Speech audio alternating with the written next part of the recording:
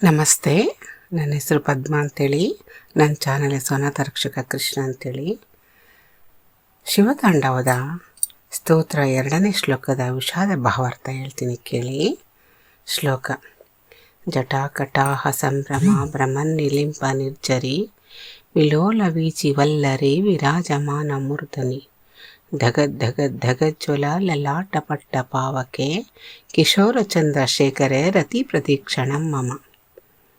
ಈ ಒಂದು ಶ್ಲೋಕವು ಕೇವಲ ಶಿವನ ರೂಪವನ್ನು ವರ್ಣಿಸುವುದಲ್ಲ, ಅದು ಶಕ್ತಿ ಮತ್ತು ಶಾಂತಿ, ಜ್ಞಾನ ಮತ್ತು ಕರುಣೆ, ಉಗ್ರತೆ ಮತ್ತು ಮೃದುತ್ವ ಇವೆಲ್ಲವೂ ಒಂದೇ ದೈವ ಸ್ವರೂಪದಲ್ಲಿ ಹೇಗೆ ಒಂದಾಗಿವೆ ಎಂಬುದನ್ನು ಅದ್ಭುತವಾಗಿ ಚಿತ್ರಿಸುತ್ತದೆ.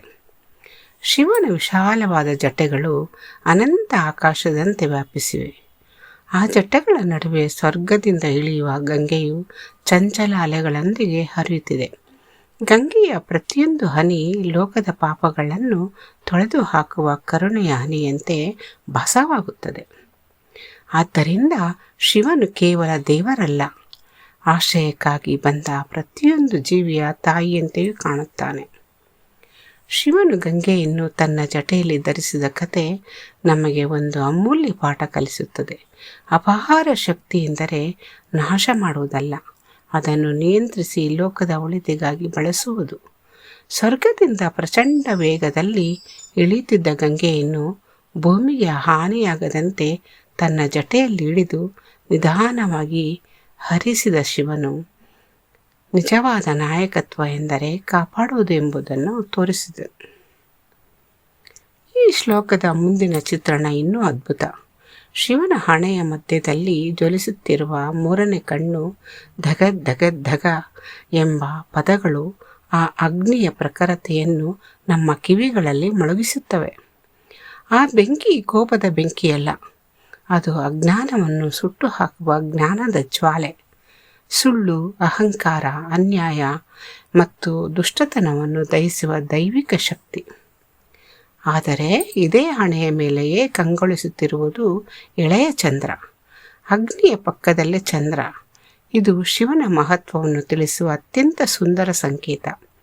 ಎಷ್ಟು ಶಕ್ತಿ ಇದ್ದರೂ ಶಾಂತಿ ಕಳೆದುಕೊಳ್ಳಬಾರದು, ಎಷ್ಟು ಸಾಮರ್ಥ್ಯ ಇದ್ದರೂ ಕರುಣೆ ಮರೆಯಬಾರದು, ಎಷ್ಟು ಕೋಪ ಬಂದರೂ ಅದು ಧರ್ಮಕ್ಕಾಗಿ ಮಾತ್ರ ಇರಬೇಕು.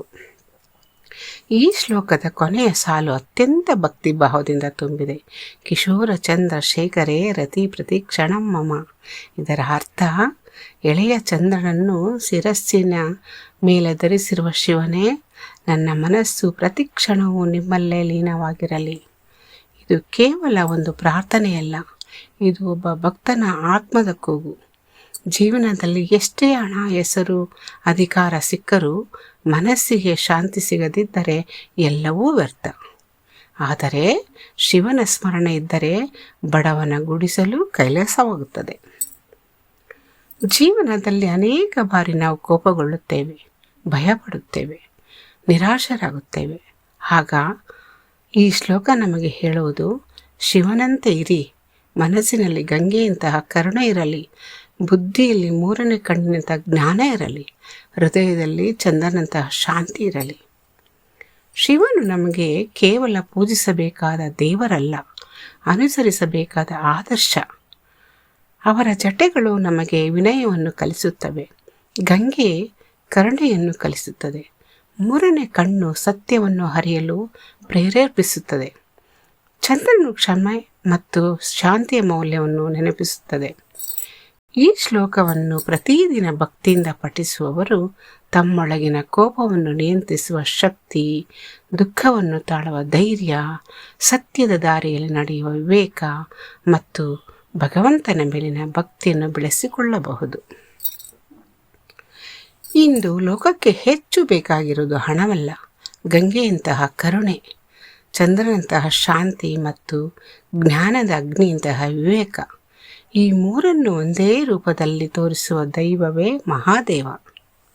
ಆದ್ದರಿಂದ ಈ ಶ್ಲೋಕವು ನಮಗೆ ಹೀಗೆ ಹೇಳುತ್ತದೆ: ನಿನ್ನ ಮನಸ್ಸನ್ನು ಗಂಗೆಯಂತೆ ನಿರ್ಮಲವಾಗಿಸು, ನಿನ್ನ ಚಿಂತನೆಗಳನ್ನು ಚಂದ್ರನಂತೆ ಶಾಂತವಾಗಿಸು, ನಿನ್ನ ಜ್ಞಾನವನ್ನು ಅಗ್ನಿಯಂತೆ ಪ್ರಕಾಶಮಾನವಾಗಿಸು, ನಿನ್ನ ಜೀವನವನ್ನು ಶಿವನ ಪಾದಗಳಿಗೆ ಸಮರ್ಪಿಸು.